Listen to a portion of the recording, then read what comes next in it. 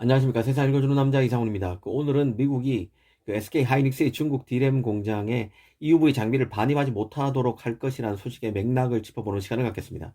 일전에도 말씀드린 대로 중국 반도체, 특히 D램에 대한 미국의 견제는 노골적입니다. D램은 낸드 플래시와 달리 시스템에 영향을 주는 메모리이기 때문에 훨씬 더 고난도의 기술을 요구합니다. 미국으로서는 낸드 플래시는 몰라도 D램만큼은 중국의 기술력을 확보하도록 해서는 안 된다는 의지가 강합니다. 그런데 이제 메모리도 이 공정이 미세화되면서 EUV 장비를 D램부터 공정에 적용하기 시작하고 있습니다. 이 파운드에서 시작된 EUV 활용이 이제 D램까지 확장된 것입니다. 사실 ASML의 EUV 장비 중국 반입 금지는 이 EUV 장비가 바세나르 체제 리스트에 포함되어 있기 때문인데요. 이 바세나르 협약은 무기로 전용될 수 있는 전략 물자의 국가 간 수출입을 통제한다는 내용을 담고 있습니다. 이 중국은 이 바세나르 협약에 가입되지 않은 국가입니다. 그래서 ASML이 이 장비를 수출하려면 네덜란드 당국으로부터 라이선스를 받아야 합니다. 네덜란드 정부가 미국을 자극하기를 바라지 않기 때문에 라이선스를 보류하고 있습니다. 사실 ASML이 중국의 EUV 장비를 수출하지 못하는 이유는 꼭 바세나르 협약 때문만은 아닌데요.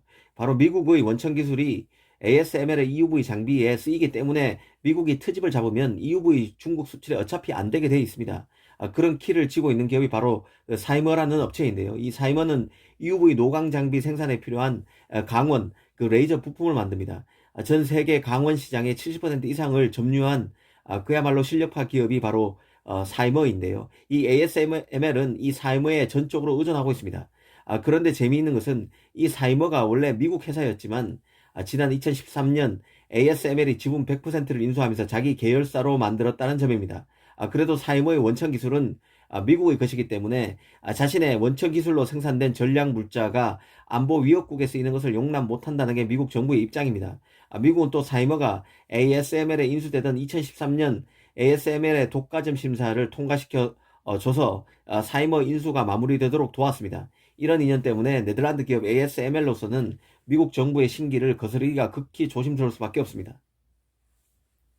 미국이 중국 D램의 성장을 용납할 수 없는 점, 그리고 EUV 장비의 중국 수입이 안 되는 이런 배경을 알고 이번 미국의 조치가 현실화될 경우를 가정해 보겠습니다. 이 외신 보도가 앞으로 사실이 될 가능성이 충분하다는 게 개인적인 판단인데요. 이 로이터가 그냥 보도했을 리 만무합니다. 미국은 앞으로 한국 기업이지만 중국에 위치한 D램 공장이라면 EUV 장비 반입에 계속 비토를 할 개연성이 적지 않습니다. 중국 체제를 믿지 못하기 때문에 그런 것입니다. 이 당장 하이닉스는 발등에 불이 떨어졌다고 봐야 합니다. 자신의 전체 D램 생산에서 절반을 중국에서 만드는데 중국 공장에서는 EUV 라인을 깔 수 없게 될 가능성이 커졌습니다. 이렇게 되면 D램 생산을 위한 미세공정 구축이 불가능해집니다. 칩 생산에 따른 경제성이 떨어지고 고부가 D램 생산도 안 된다는 뜻이죠. 이대로 미국의 규제가 계속되면 결국 중국의 D램 공장은 경쟁력을 상실하게 될 수도 있을 것입니다. 급기야 D램 공장을 낸드 공장으로 전환하거나 하는 식의 임시 변통으로 갈 수밖에 없습니다. 낸드 공장에서는 아직 EUV 장비가 필요하지 않기 때문에 이 가능한 발상인데요. 하지만 낸드도 수년 뒤면 EUV 장비를 필요로 하기에 나중에 또 공장을 CMOS 이미지 센서 등 성숙 공정으로 생산이 가능한 칩을 만드는 방향으로 또 전환을 깨야 할 것입니다. 이렇게 되면 하이닉스로서는 돈이 되는 공정을 중국에서 구축하지 못하고 굳이 말하면 부가가치가 떨어지는 공정으로 자꾸 다운그레이드 해야 하는 셈이라 큰 타격에 불가피해질 것입니다. 이번 미국의 조치가 현실화될 경우 반도체 지형 변화도 피할 수 없는데요. 현재 하이닉스는 D램 시장에서 27%의 점유율로 44%의 삼성에 이어서 2위입니다. 이 삼성과는 격차가 17%포인트나 크게 나지만 3위 마이크론과는 격차가 4%포인트에 불과합니다. 하이닉스가 마이크론에 추월당할 수 있다는 얘기입니다. 이 하이닉스는 인텔의 중국 낸드 공장도 인수했었는데요. 이 당시에도 미국에서는 인텔이 중국에 있는 낸드 공장을 계속 갖고 있을 경우 미국 정부의 규제를 피하기 어려워질 것으로 보고 하이닉스에 넘겼다는 말도 적지 않았었습니다. 기업용 낸드인 SSD 시장에서 성장을 원하는 하이닉스 입장에서는 인텔의 구매에 당겼을 수밖에 없을 것입니다.